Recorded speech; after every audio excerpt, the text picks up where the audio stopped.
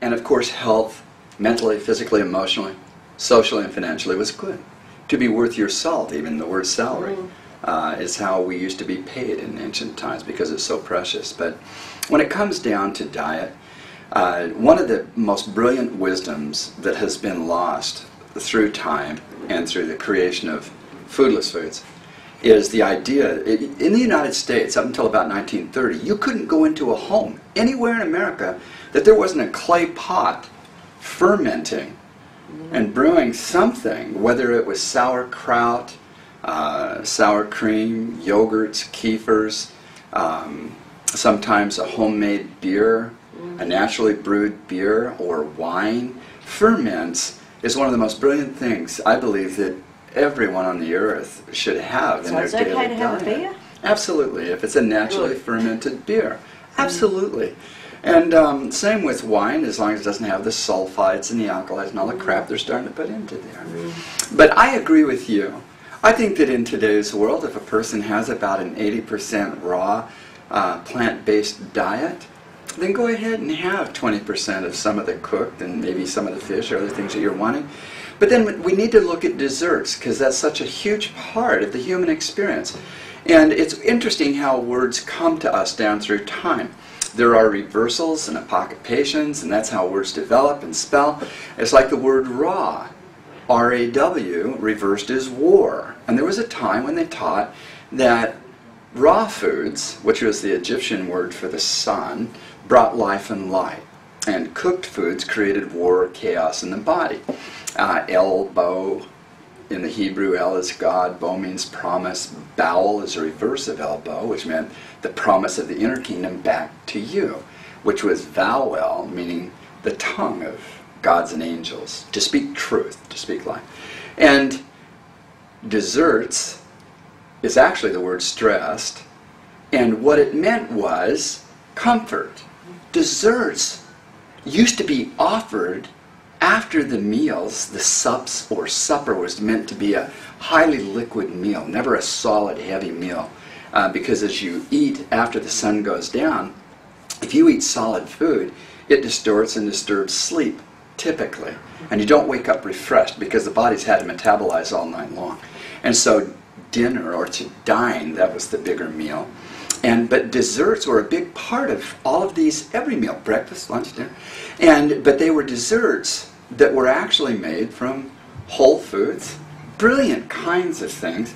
And today, so many desserts are a synthetic, processed kind of dessert. And so I wish that people would go back and discover, if they haven't already, some of the fabulous pies and cakes and different things that you can make that actually are whole food, and they add to you, and they don't stress you. They and take the stress away. So with the, just coming back to the pulse, that was dried fruits and nuts, seeds and grains. So was it that meal actually represented the entire construct of the house off nature's table. There's not a single organ or structure of the body that isn't replicated in its pattern out there in Whole Foods. They just brought all of them together in a single meal based on sacred measurements of one food to the other to match the house. That's what made it so powerful. And that's quite sweet, though. It was the body loved breast milk is sweet. Beautiful dessert. Sweet, so absolutely. Yeah. I didn't mean to walk on that. Say that again. Yeah, but breast milk is sweet. Yes. Yeah, so the body has an affiliation to sweet things. It likes those sweet tastes. It craves it. And the brain thrives on those sweet things. Yeah. So have you done a cookbook? I'm in the process of putting together a whole food book, but it's a little different than anything that has ever been done, in that it's just going to be photographs and then showed the complete meal.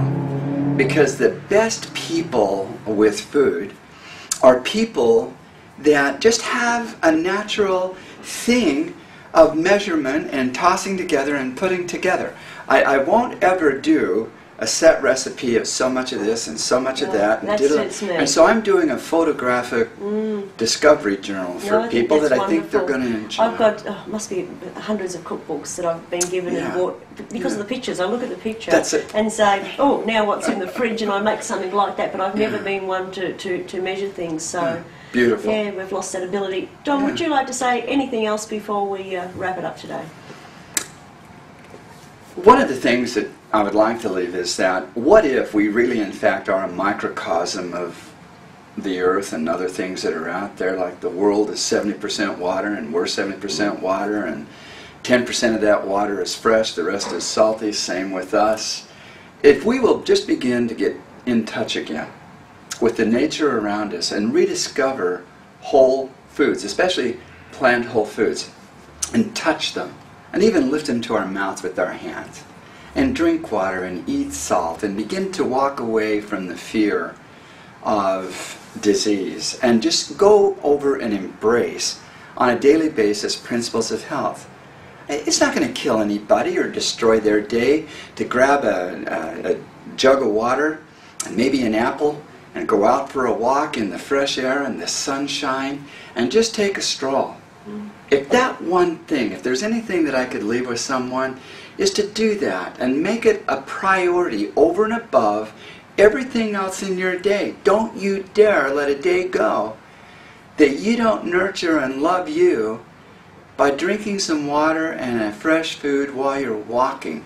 It's one of the most soothing, pleasant, healing, nurturing things you can do on a daily basis. And you'll see that in as little as 7 days of doing that, your life changes in a very profound way. Don, I said this would be the last question, but you're just such a fascinating person. I do have another one. Oh, thank you. And it just occurred to me, I saw an amazing thing you did some time ago with your memory. And I know you're doing a seminar coming back in the beginning of November, because I know I booked in to do it on Brain Gym. How did that come about? That's what you're teaching? It is. How did that come about? Obviously, did you just discover you had an amazing memory, or was that through that 17 years you discovered certain foods enhanced brain? So I've got to ask that. Yeah. No, I appreciate you asking. Yeah, a lot of people have seen me demonstrate this ancient world way of learning. I actually came across it in my search for that sacred meal. These principles of what I call memory at the speed of sight, and of course sight being a homonym, S-I-G-H-T, that which we see, C-I-T-E, that which we say, because we always say to ourselves everything that we see, and that's how we understand what we've seen. And of course sight, S-I-T-E. So it is okay to talk to yourself. Giving a location. You have to. And to reflect.